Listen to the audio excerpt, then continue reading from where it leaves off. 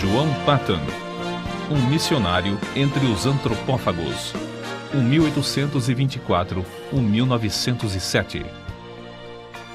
Perto de Dalswinton, na Escócia, morava um casal conhecido em toda a região como os velhos Adão e Eva. A esse lar veio em visita uma sobrinha, Jeanette Rogerson. Supunha-se que não houvesse muita coisa na casa isolada dos velhos para distrair a jovem, sempre viva e alegre. Mas uma coisa atraiu-lhe o interesse. Um rapaz chamado Tiago Patton, que entrava, dia após dia, no matagal perto da casa. Levava sempre um livro na mão, como se ali fosse para estudar e meditar.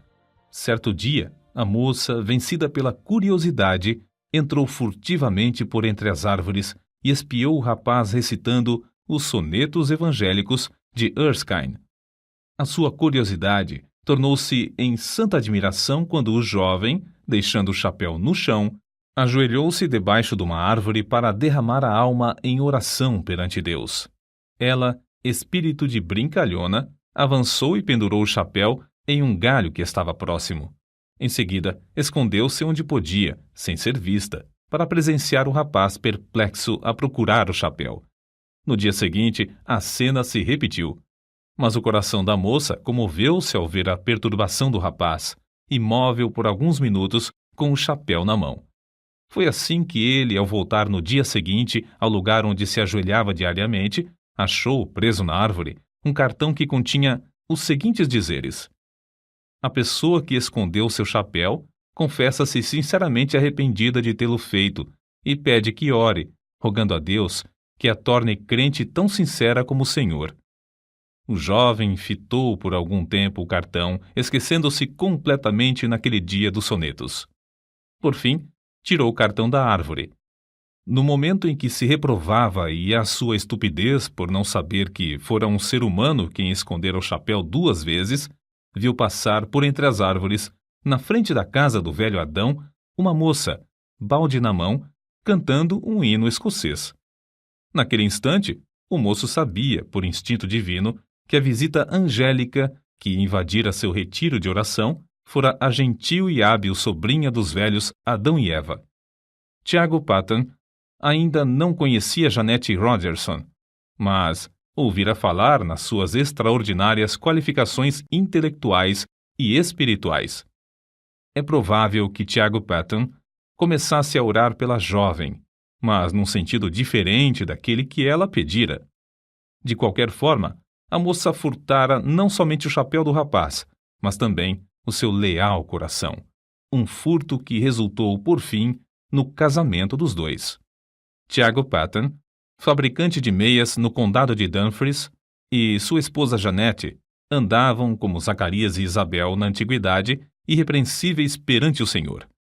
Ao nascer-lhes o primogênito, deram-lhe o nome de João, dedicando-o solenemente a Deus, com oração, para ser missionário aos povos que não tinham oportunidade de conhecer a Cristo.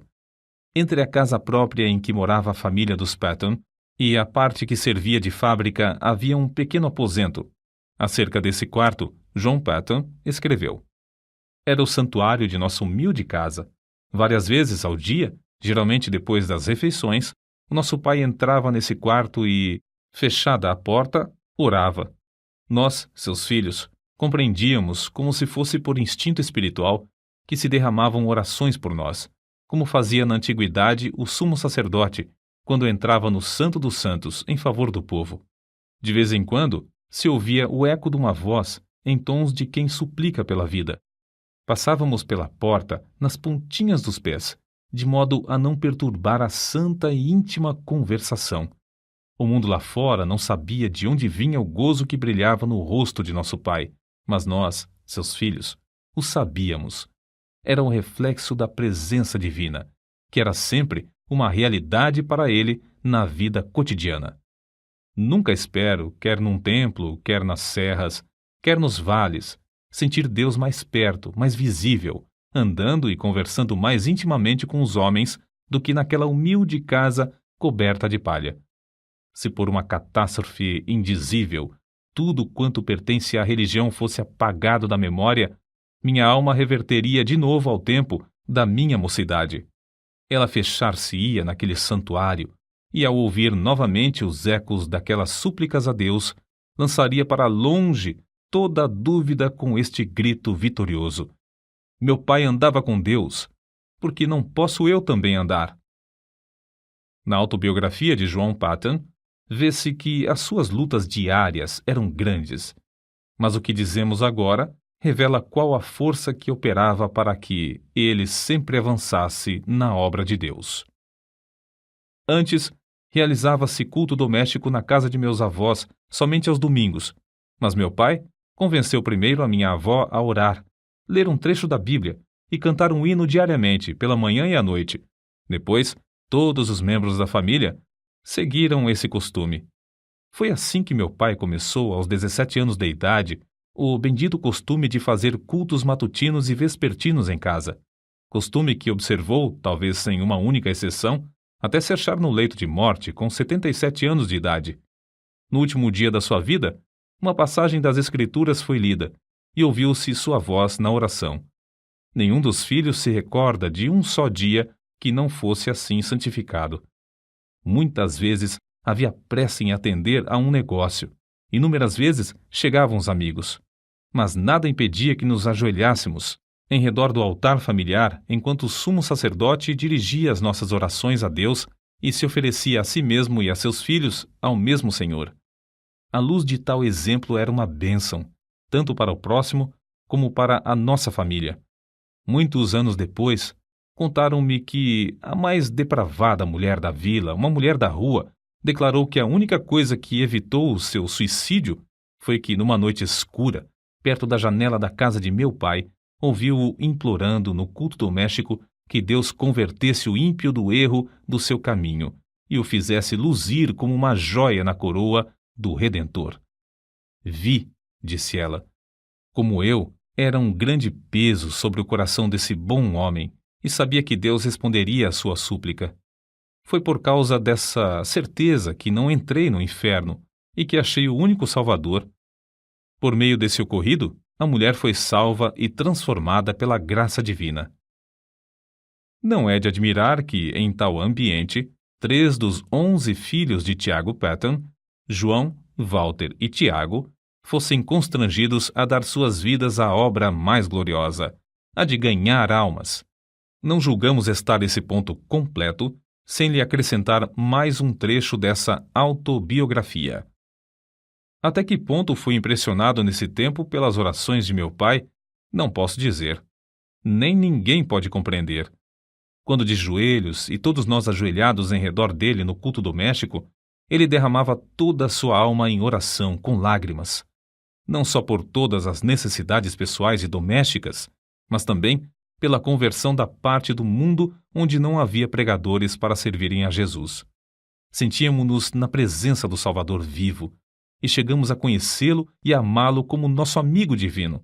Ao levantarmos-nos da oração, eu costumava olhar para a luz do rosto do meu pai e cobiçava o mesmo espírito. Anelava, em resposta às suas orações, a oportunidade de me preparar e sair, levando o bendito Evangelho a uma parte do mundo então sem missionários. Acerca da disciplina do lar, eis o que ele escreveu. Se houvesse algo realmente sério para corrigir, meu pai se retirava primeiramente para o quarto de oração, e nós compreendíamos que ele levava o caso a Deus. Essa era a parte mais severa do castigo, para mim.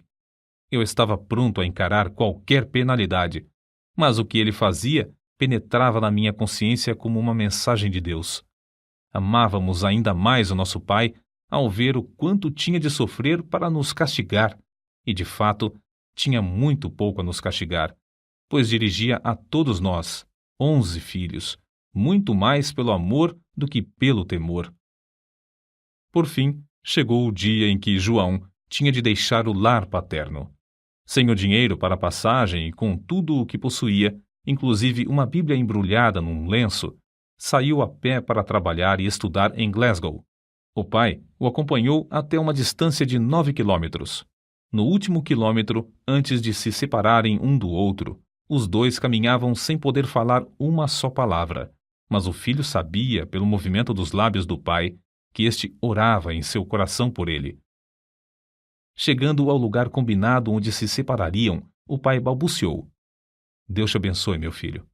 O Deus de teu pai te prospere e te guarde de todo mal. Depois de se abraçarem, o filho saiu correndo, enquanto o pai, em pé no meio da estrada, imóvel, com o chapéu na mão e lágrimas correndo pelas faces, continuava a orar em seu coração.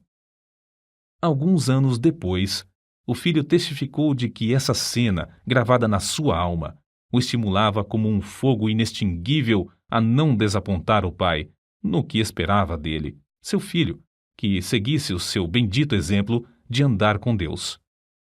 Durante os 3 anos de estudos em Glasgow, apesar de trabalhar com as próprias mãos para se sustentar, John Paton, no gozo do Espírito Santo, fez uma grande obra na seara do Senhor. Contudo, soava-lhe constantemente aos ouvidos o clamor dos selvagens nas ilhas do Pacífico, e isso foi, antes de tudo, o assunto que ocupava as suas meditações e orações diárias. Havia outros para continuar a obra que fazia em Glasgow, mas quem desejava levar o Evangelho a esses pobres bárbaros? Ao declarar sua resolução de trabalhar entre os canibais das Novas Hébridas, quase todos os membros da sua igreja se opuseram à sua saída. Um muito estimado irmão assim se exprimiu: entre os antropófagos, será comido por eles. A isso, John Paton respondeu: o irmão é muito mais velho que eu, breve será sepultado e comido por vermes. Declaro ao irmão que, se eu conseguir viver e morrer servindo ao Senhor Jesus e honrando o seu nome, não me importarei ser comido por antropófagos ou por vermes. No grande dia da ressurreição, o meu corpo se levantará tão belo como o seu, na semelhança do Redentor ressuscitado. De fato, as Novas Hébridas haviam sido batizadas com sangue de mártires. Os 2 missionários, William e Harris, enviados para evangelizar essas ilhas, poucos anos antes desse tempo, foram mortos a cacetadas, e seus cadáveres cozidos e comidos. Os pobres selvagens não sabiam que assassinavam seus amigos mais fiéis. Assim, os crentes em todos os lugares, ao receberem as notícias do martírio dos 2, oraram com lágrimas por esses povos. E Deus ouviu as súplicas, chamando, entre outros, a John Paton. Mas a oposição à sua saída era tal que ele resolveu escrever a seus pais e, pela resposta, veio a saber que eles o haviam dedicado para tal serviço no dia do seu nascimento. Desde esse momento, John Paton não mais duvidou da vontade de Deus e assentou no seu coração gastar a vida servindo aos indígenas das ilhas do Pacífico. O nosso herói conta muitas coisas de interesse acerca da longa viagem à vela para as Novas Hébridas. Quase no fim da viagem, quebrou-se o mastro do navio. As águas os levavam lentamente para Tana, uma ilha de antropófagos onde a bagagem teria sido saqueada e todos a bordo cozidos.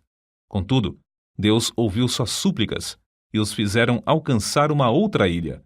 Alguns meses depois, foram à mesma ilha de Tana, onde conseguiram comprar o terreno dos silvícolas e edificar uma casa. Comove o coração ler que construíram a casa sobre os mesmos alicerces lançados pelo missionário Turner 15 anos antes, o qual teve de fugir da ilha para escapar de ser morto e comido pelos selvagens. Acerca da sua primeira impressão sobre o povo, Paton escreveu: fui levado ao maior desespero. Ao vê-los na sua nudez e miséria, senti tanto horror como compaixão. Eu tinha deixado a obra entre os amados irmãos em Glasgow, obra em que sentia muito gozo para dedicar-me a criaturas tão degeneradas. Perguntei-me a mim mesmo: é possível ensiná-las a distinguir entre o bem e o mal e levá-las a Cristo ou mesmo a civilizá-las? Mas tudo isso eram apenas sentimentos passageiros. Logo senti um desejo tão profundo de levá-los ao conhecimento e amor de Jesus como jamais sentira quando trabalhava em Glasgow. Antes de completar a casa em que o casal Paton iria morar, houve uma batalha entre 2 tribos. As mulheres e crianças fugiram para a praia, onde conversavam e riam ruidosamente, como se seus pais e irmãos estivessem ocupados em algum trabalho pacífico. Mas, enquanto os selvagens gritavam e se empenhavam em conflitos sangrentos, os missionários entregavam-se à oração por eles. Os cadáveres dos mortos foram levados pelos vencedores a uma fonte de água fervente, onde foram cozidos e comidos. À noite ainda se ouvia pranto e gritos prolongados nas vilas em redor. Os missionários foram informados de que um guerreiro, ferido na batalha, acabara de morrer em casa. A sua viúva foi estrangulada imediatamente, conforme o costume, para que o seu espírito acompanhasse o do marido e lhe continuasse a servir de escrava. Os missionários, então, nesse ambiente da mais repugnante superstição, da mais baixa crueldade e da mais flagrante imoralidade, esforçavam-se para aprender a usar todas as palavras possíveis desse povo que não conhecia a escrita. Anelavam falar de Jesus e do amor de Deus a esses seres que adoravam árvores, pedras, fontes, riachos, insetos, espíritos dos homens falecidos, relíquias de cabelos e unhas, astros, vulcões, etc. A esposa de Patton era uma ajudadora esforçada e, dentro de poucas semanas, reuniu 8 mulheres da ilha a quem instruía diariamente. 3 meses depois da chegada dos missionários à ilha, a esposa de Patton faleceu de malária e 1 mês depois, o filhinho também morreu. Quem pode avaliar as saudades de Patton durante os anos que trabalhou sem ajudadora em Tana? Apesar de quase haver morrido também da mesma enfermidade, de os crentes insistirem para que voltasse à sua terra e de os indígenas fazerem plano após plano de matá-lo, esse herói permaneceu orando e trabalhando fielmente no posto onde Deus o colocara. Um templo foi construído e um bom número se congregava para ouvir a mensagem divina. Patton não somente conseguiu reduzir a língua dos tanianos à forma escrita, mas também traduziu uma parte das escrituras, a qual imprimiu apesar de não conhecer a arte tipográfica. Acerca da gloriosa façanha de imprimir o livro em taniano, assim escreveu: Confesso que gritei de alegria quando a primeira folha saiu do prelo, tendo todas as páginas na ordem própria. Era 1 hora da madrugada, eu era o único homem branco na ilha, e havia horas em que todos os nativos dormiam. Contudo, atirei ao ar o chapéu e dancei como um menino por algum tempo ao redor do prelo. Terei eu perdido a razão? Não devia, como missionário, estar de joelhos louvando a Deus por mais esta prova de sua graça? Crede, amigos, o meu culto foi tão sincero como o de Davi, quando dançou diante da arca do seu Deus. Não deveis pensar que, depois de pronta a primeira página, eu não me tivesse ajoelhado pedindo ao Todo-Poderoso que propagasse a luz e a alegria do seu santo livro nos corações entenebrecidos dos habitantes daquela terra inculta. Depois de Patton haver passado 3 anos em Tana, o casal de missionários que vivia na ilha vizinha, Erromanga, foi martirizado barbaramente a machadadas em pleno dia. Ao completar 4 anos de estada em Tana, o ódio dos indígenas dessa ilha chegou ao auge. Diversas tribos combinaram matar o indefeso missionário e findar, assim, com a religião do Deus de amor em toda a ilha. Contudo, como ele mesmo se declarava imortal até findar sua obra na terra, evitava em pleno campo os inúmeros golpes de lanças, machadinhas e cacetes armados pelas mãos dos indígenas. E assim conseguiu escapar para a ilha de Aneitium. Planejou então ocupar-se na obra de tradução do resto dos evangelhos na língua taniana, enquanto esperava a oportunidade de voltar a Tana. Porém, sentiu-se dirigido a aceitar a chamada para ir à Austrália. Em poucos meses, animou as igrejas ali a comprarem um navio à vela para servir aos missionários. Despertou-as também a contribuírem liberalmente e a enviarem mais missionários a evangelizar todas as ilhas. Acerca da sua viagem à Escócia, depois de alguns anos nas Novas Hébridas, ele escreveu: Fui de trem a Dumfries e lá achei condução para o querido lar paterno, onde fui acolhido com muitas lágrimas. Havia somente 5 curtíssimos anos que saíra desse santuário com a minha jovem esposa, e agora, ai de mim! Mãe e filhinho jazem no túmulo, em Tana, nos braços um do outro, até o dia da ressurreição. Não foi com menos gozo, apesar de sentir-me angustiado, que, poucos dias depois, encontrei-me com os pais da minha querida falecida esposa. Antes de deixar a Escócia para a nova viagem, Patton casou-se com a irmã de outro missionário. Chamada por Deus a trabalhar entre os povos mergulhados nas trevas das Novas Hébridas, ela serviu como fiel companheira de seu marido por muitos anos.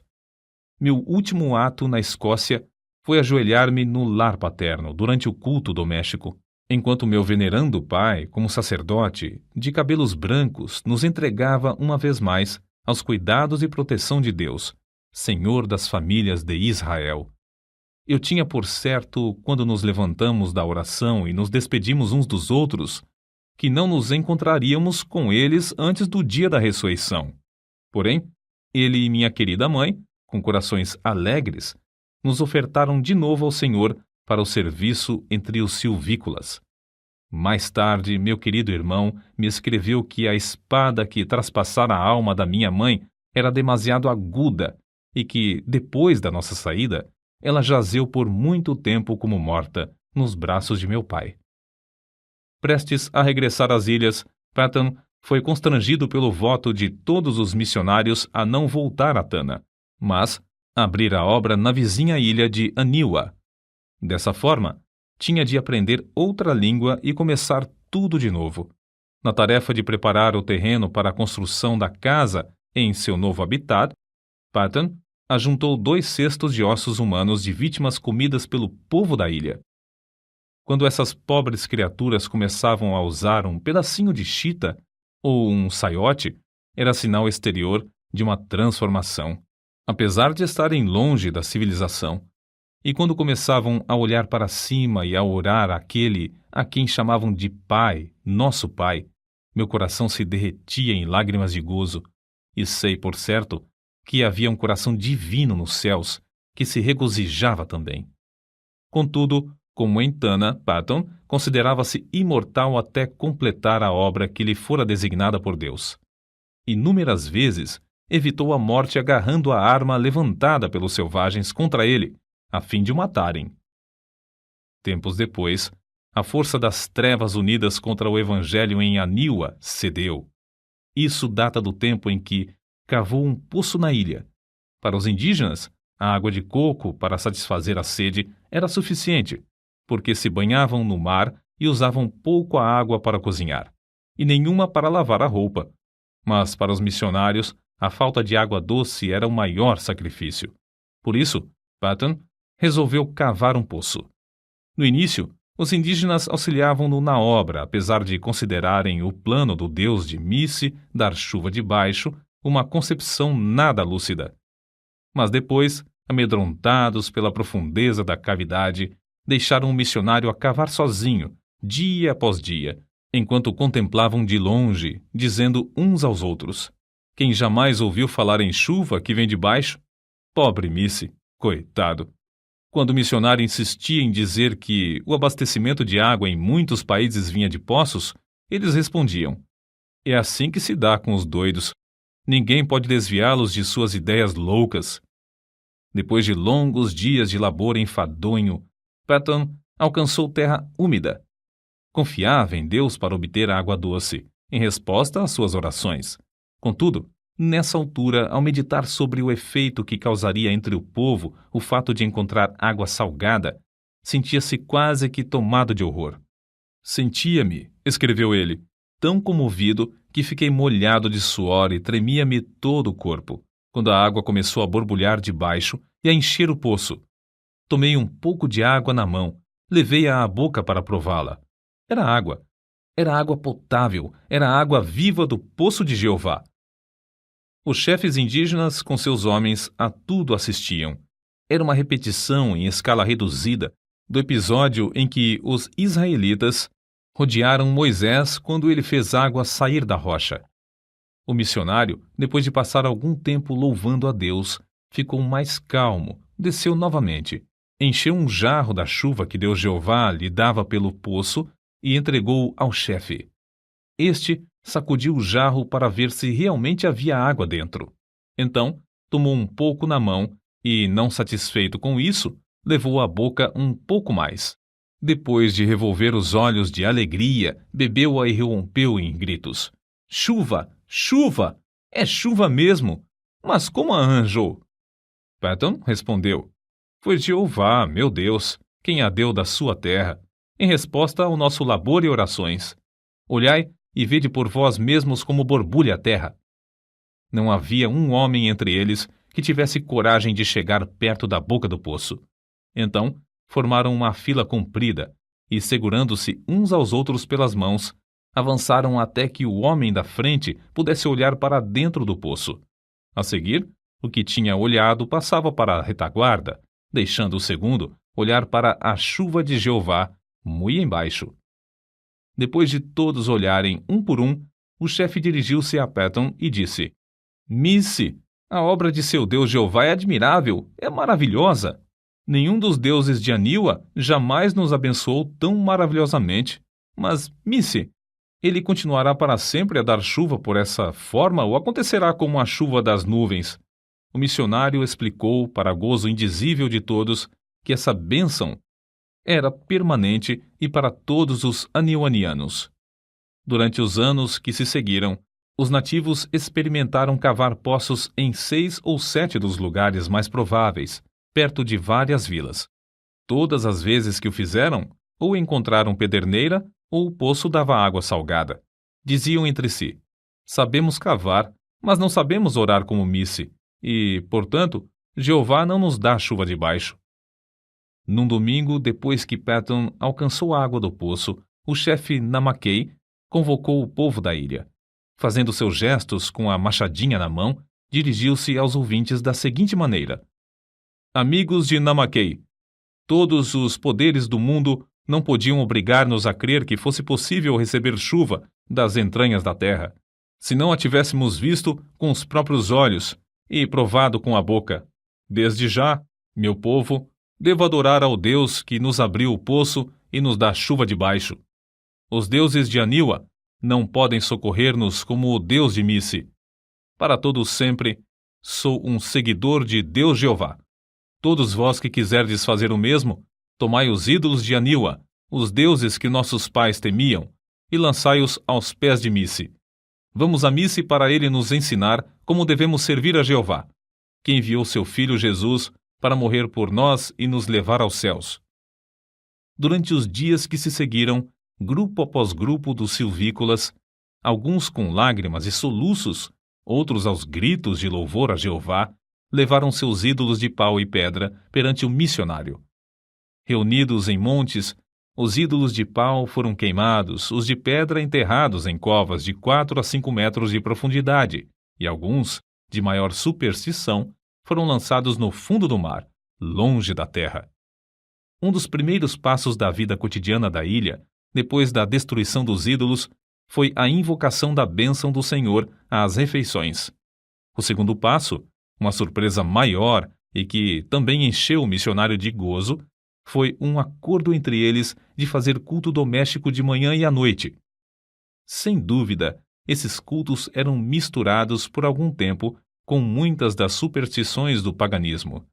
Mas Patton traduziu as escrituras, imprimiu-as na língua aniwaniana e ensinou o povo a lê-las. A transformação do povo da ilha foi uma das maravilhas dos tempos modernos. Como arde o coração ao ouvir acerca da ternura que o missionário sentia para com esses amados filhos na fé, e do carinho com que esses, outrora cruéis selvagens que comiam carne humana, mostravam para com o missionário. Que o nosso coração arda também para ver a mesma transformação dos milhares de indígenas no interior de nosso querido Brasil. Patton descreveu a primeira ceia do Senhor com as seguintes palavras: ao colocar o pão e o vinho nas mãos, outrora manchadas do sangue da antropofagia, agora estendidas para receber e participar dos emblemas do amor do Redentor, antecipei o gozo da glória até o ponto de o coração não suportar mais. É-me impossível experimentar delícia maior antes de eu poder fitar o rosto glorificado do próprio Senhor Jesus Cristo. Deus não somente concedeu ao nosso herói o indizível gozo de ver os anionianos evangelizando as ilhas vizinhas, mas também de ver seu próprio filho, Frank Patton, e esposa, morando na ilha de Tanna e dando prosseguimento à obra que ele começara com maior sacrifício. Foi com a idade de 83 anos que João G. Patton ouviu a voz de seu precioso Jesus chamando-o para o lar eterno.